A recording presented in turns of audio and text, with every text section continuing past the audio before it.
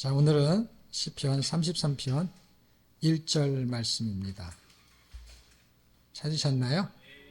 같이 한 절이니까 합독하겠습니다. 시작. 너희 의인들아 여호와를 즐거워하라. 찬송은 정직한 자들이 마땅히 할 바로다. 예. 2절과 3절의 말씀을 쭉 보면 수금으로 여호와께 감사하고 열줄 비파로 찬송할지어다. 악기를 동원해서도 찬송할 수 있다라는 게 기록되어 있고요.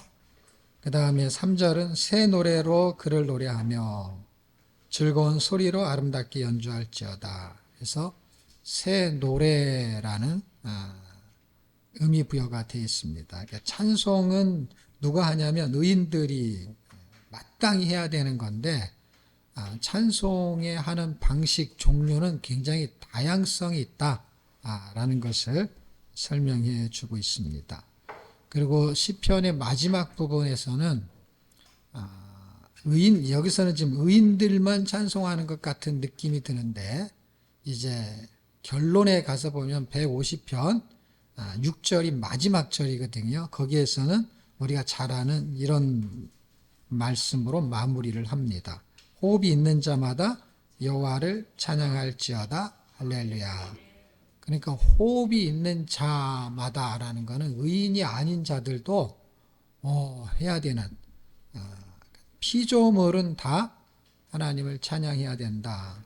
그러면 피조물이 찬양해야 된다 하는 근거를 어디서 찾을 수 있느냐? 이사야 43장 21절을 보게 되면요. 이 백성은 내가 나를 위하여 지었나니 이렇게 말하고 있습니다.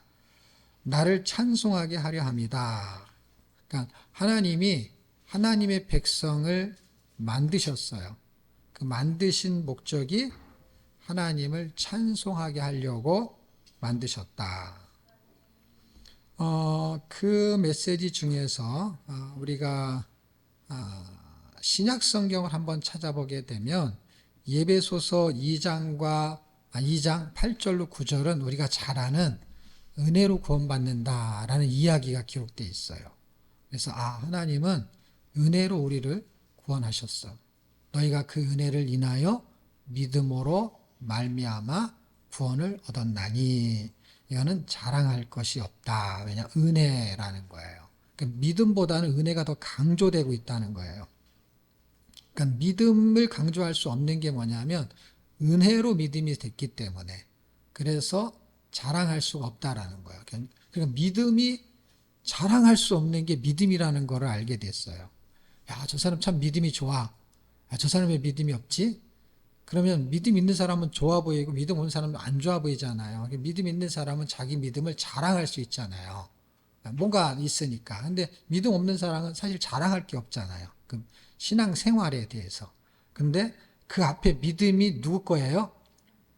하나님이 은혜로 주신 거기 때문에 자랑할 게 없구나. 이게 신앙 생활에 굉장히 중요한 핵심이구나. 믿음이 좋은 사람이 왜 믿음이 좋냐면 믿음이 누구한테 온 걸 알아버렸기 때문에 진짜 믿음이 좋은 사람은 자랑할 수가 없는 거예요. 왜냐하면 그게 자기 게 아니라는 것을 알았기 때문에. 사도 바울이라는 사람이 하나님을 정말 열심히 믿었어요. 믿었는데 예수님을 핍박하러 다녔어요. 그가 믿음이 어디서부터 오는 걸 알게 됐어요. 자기가 믿음이 없고 지식이 있었구나라는 걸 알게 됐어요. 그래서 그 지식은 배설물과 같다. 그러면서 그가 하나님을 믿는 그 믿음을 자랑하지 않았다는 것을 보게 됩니다. 왜냐하면 자랑할 것이 없는 거야. 어떤 거? 3층천에 갔다 왔는데 자랑을 안 하는 거예요. 왜냐하면 자기가 뛰어나서 그걸 본 게 아니고 하나님이 보게 해주셨는데 그걸 자랑할 수가 없는 거야. 그래서 고린도 전후서를 잘 읽어보면은 자기 자랑할 게 없다라는 거예요. 왜냐하면 자랑할 만한 게 되게 많은 사람이에요. 왜냐하면 유독으로 살렸지요. 그 다음에 질병이 있는 사람은 그 사람의 몸을 손수건 같은 것만 만지기만 해도 질병이 낫지요.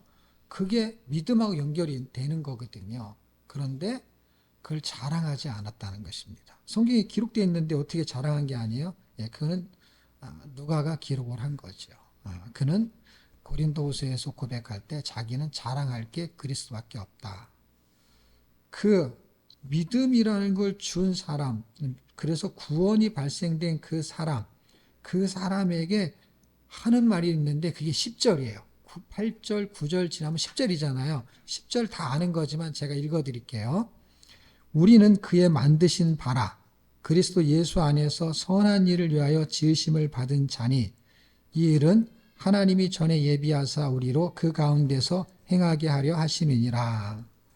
이사야 44장 21절에는 하나님이 당신을 위해서 사람을 만들었다는 거예요. 그래서 위에서 만든 내용이 뭐냐면 찬송을 받으려고.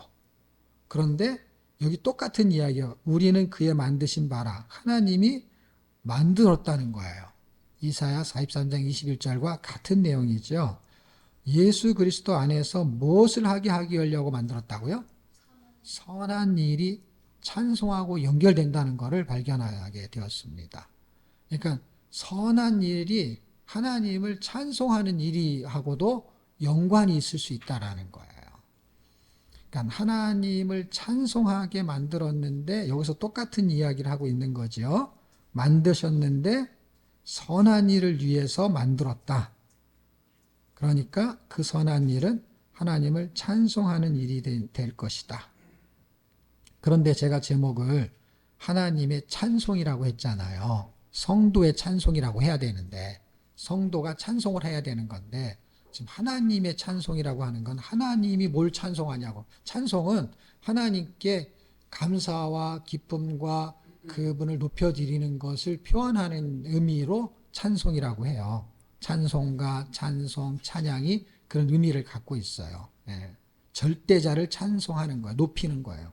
근데 하나님 위에 뭐가 없는데 뭘 찬송을 해요. 그런데 제가 성경을 읽다가 생각난 게 있었어요. 그게 뭐냐면 하나님도 노래를 해요.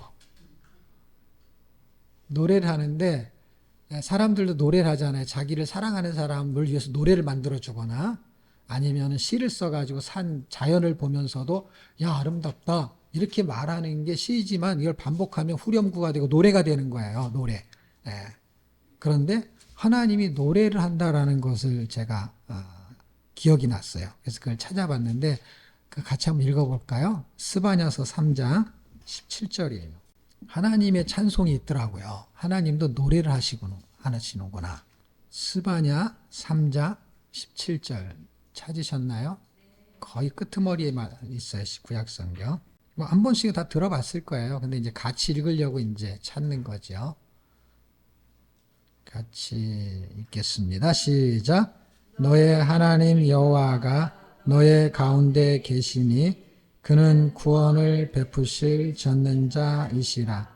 그가 너로 말미암아 기쁨을 이기지 못하시며 너를 잠잠히 사랑하시며 너로 말미암아 즐거이 부르며 기뻐하시리라 하리라.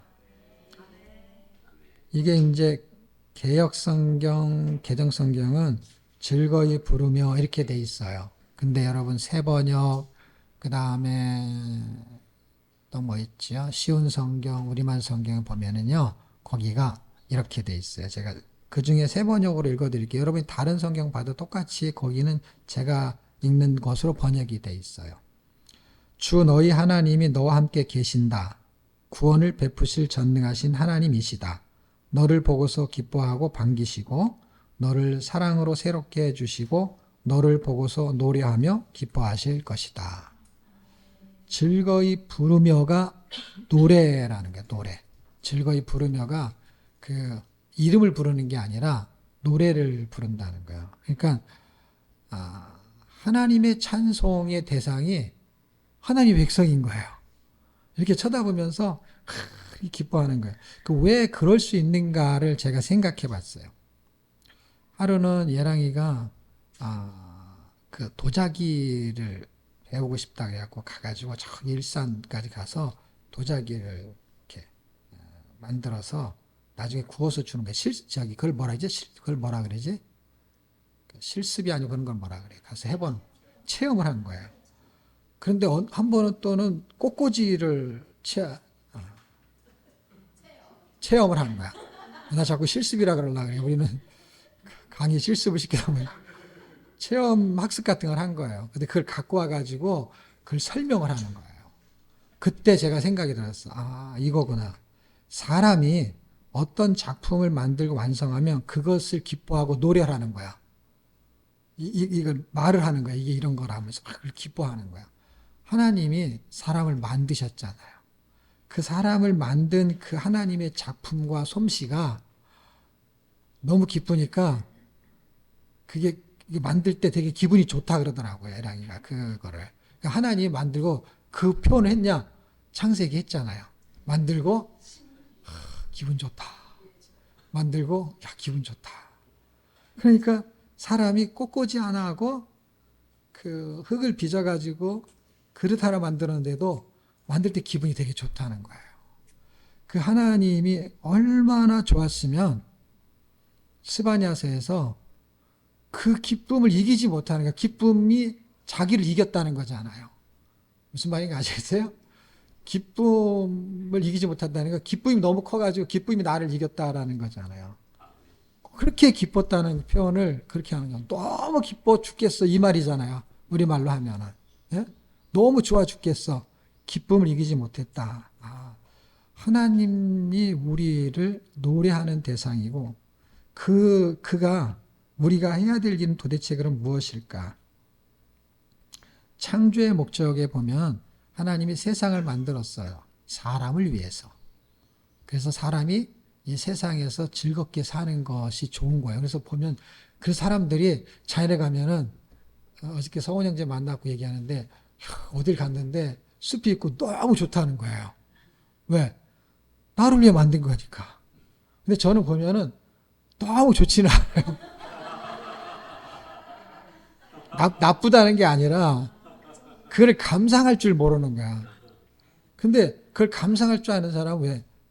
왜 하나님이 사람을 위해서 만들었으니까 산새를 보면서 좋아하는 거는요. 감정적이고 뭐 그런 게 아니라 그렇게 만든 거예요. 새들이 날아다니면 좋은 거예요, 그냥. 자기들끼리 날아다니는데. 근데 저는 그게 좋은 게 아니라 저놈들이 어디서 모여가지고 똥 싸는 데가 있더라고. 이렇게 보면은 이렇게 전깃줄 있잖아요. 낙성대 걸어가다 보면 그 밑에 하얀 게 있어. 근데 그 위에서 걔네들도 변소가 있나 봐. 그래서 희한한 게 거기에만 떨어져요. 딴 데는 없어. 내가 그 지점도 알아요, 거기에. 딱 거기만, 거기 가서 싸고 가나 봐. 야, 새들을 보고 자연을 보고 즐거워하는 거. 그것이 하나님이 우리를 위해서 만드셨다 그랬잖아요. 그 음식을 보고 먹고 즐거워하는 거, 그거는 우리를 위해서 만들어진 거잖아요. 그런데 하나님이 사람을 만들었어요. 그 다음에. 근데 사람을 만들었는데 누굴 위해서 만들었냐면 하나님을 위해서 만들었어요. 근데 생각해보면 자연은 우리를 늘 기쁘게 하잖아. 산들바람 불고 고목나무 있으면 늘 거기 가서 자연 속에 즐겁잖아요. 그래서 자연은 우리를 늘 기쁘게 해주는 것이 움직이잖아요. 과일나무를 심으면 과일이 열리면서 우리를 기쁘게 하잖아요. 그런데 하나님이 사람을 그렇게 만든 거예요. 하나님을 기쁘시게 하게 하려고. 그런데 사람만 이상하게 이렇게 잘 안 되는 거죠. 그래서 이 시편은 처음부터 끝까지 읽으면 결론이 뭐냐? 다른 이야기도 있어요. 다른 이야기가 뭐냐면 구속사를 살펴보면 예수님의 생애가 있어요. 근데 그거를 다른 의미로 제가 해석하면 어떤 거냐면 그 피조물의 대표격 되는 예수 그리스도가 고난을 당하고 십자가에 지고 부활하시면서 누구를 기쁘게 했어요? 하나님을 기쁘시게 했잖아요. 그러니까 결국 하나님을 기쁘시게 하는 게 구속사였던 거예요. 그리고 우리가 하나님을 기쁘시게 하기 위해서 구원을 받은 거예요.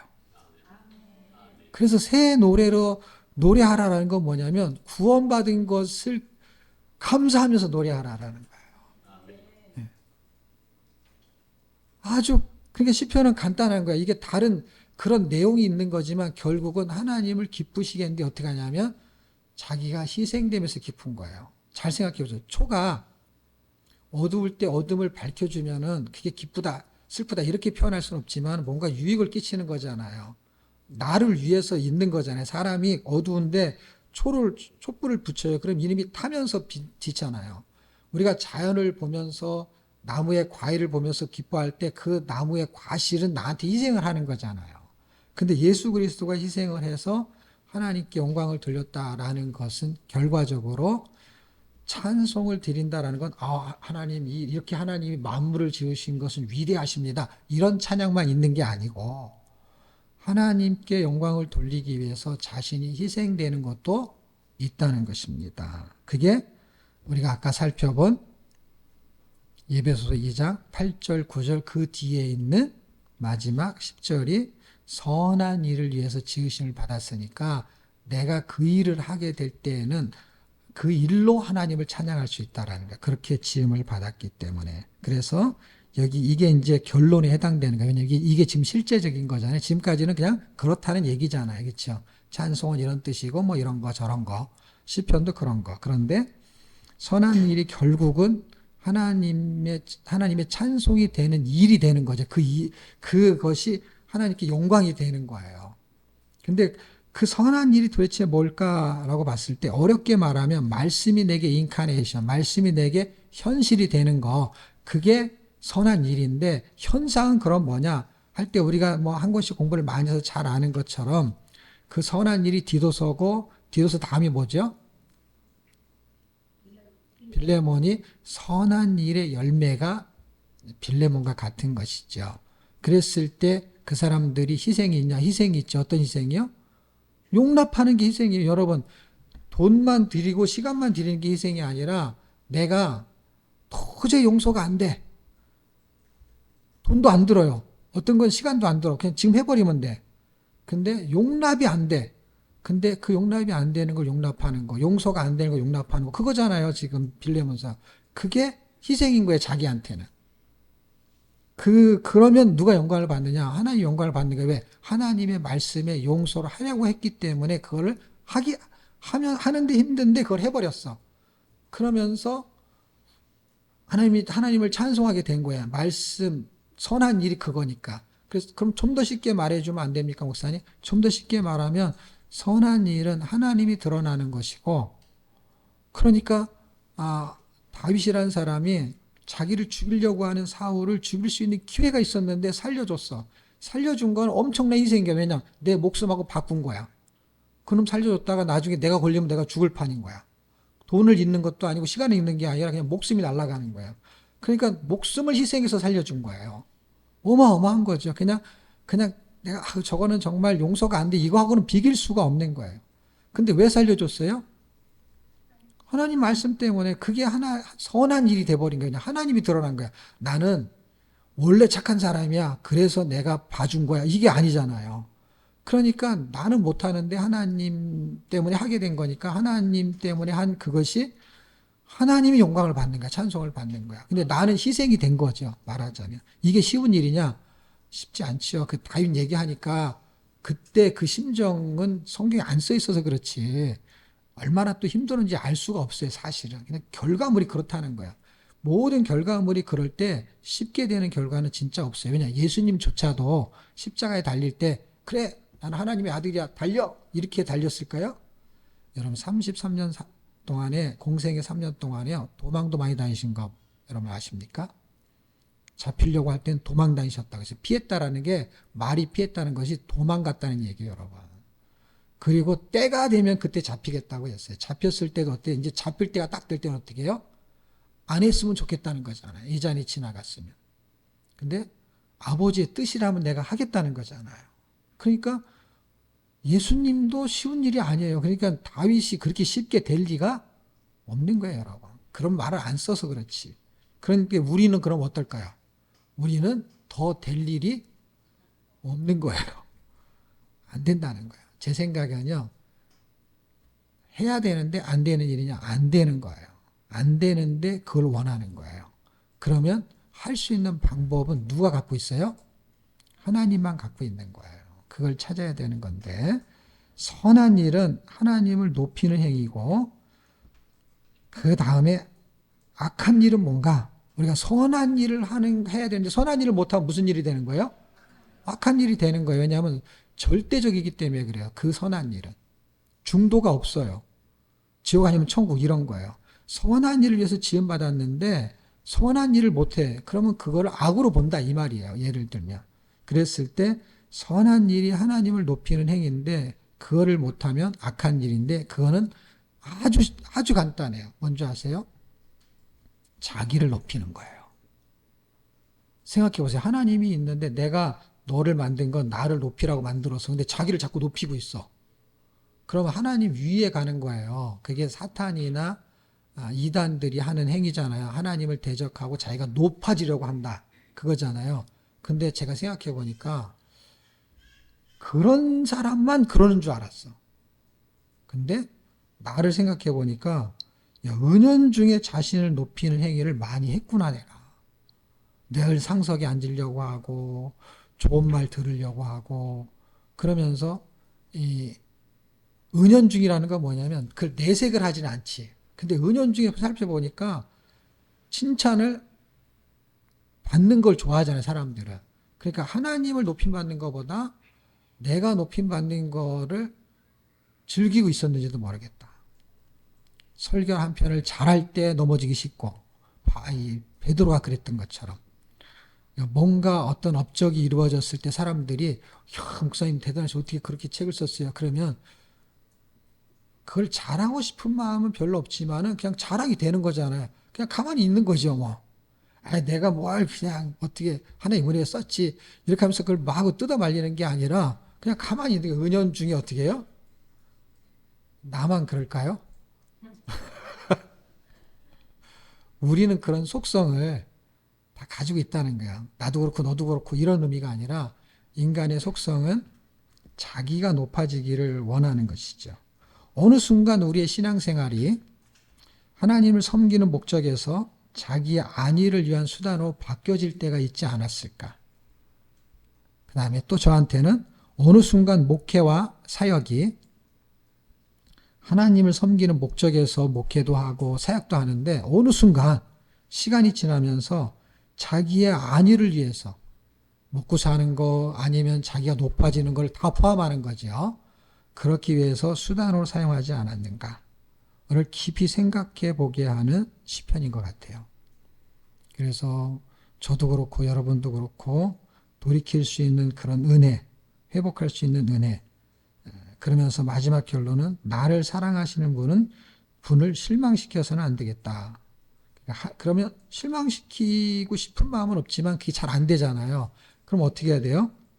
하나님을 실망시키지 않는 은혜를 구하는 게 가장 지혜롭겠다. 예.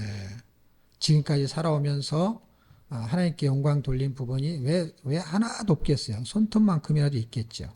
근데 어느 순간 그것이 자기 업적이 되고 자기의 사역이 되고 자기 일이 돼서 하나님은 뒤에가 있고 자기가 높아지는 것이죠. 하나님의 일이라고 하면서 뭔가를 하고 있는데 근데 자기가 계속 거기에 군림하게 되고 거기에서 뭔가 기득권을 갖게 되고 보이지 않는 기득권들이 형성이 되는 거거든요. 이렇게 많이 있다가도 줄어들지만 늘 기득권이라는 게 갖게 돼요. 내가 먹고 싶은 거, 먹어야 될 거, 입어야 될 거, 이런 아주 원초적인 것부터 출발해가지고 뭔가 시간이 지나면 자기 위치라는 게 확보가 되거든요. 그럼 그거를 보존하려고 하게 되거든요. 그게 인간의 연약한 마음이고 그런 부분들을 깊이 내려놓고 초심으로 돌아가야 되겠다 하는 마음들을 갖게 하는 그런 메시지라고 하나님이 저에게 큰 깨달음을 주셨습니다. 사실 금요일날 설교 준비하는데 설교 준비가 잘 안 돼요. 이게 하나님의 찬송이라고 잡아놨는데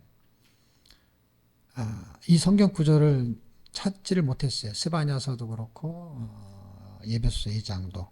그래서 하나님 우리가 찬양하는 걸로 설교하면 설교문을 금방 만들겠는데 하나님의 찬송이라는 걸 잡아놓고 설교문을 만들다 보니까 하나님이 찬송이 뭘 하나님이 찬송을 하지?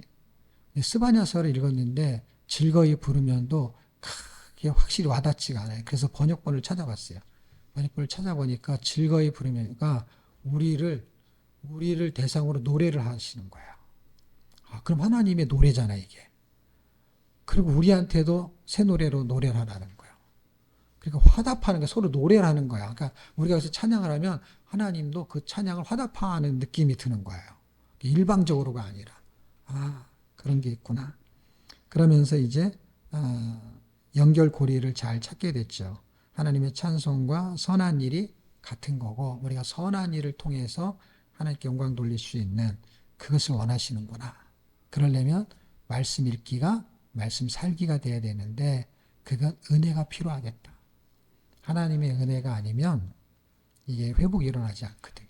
그런 은혜가 깊어지는 한 주간이 되시기를 주의 이름으로 축복합니다.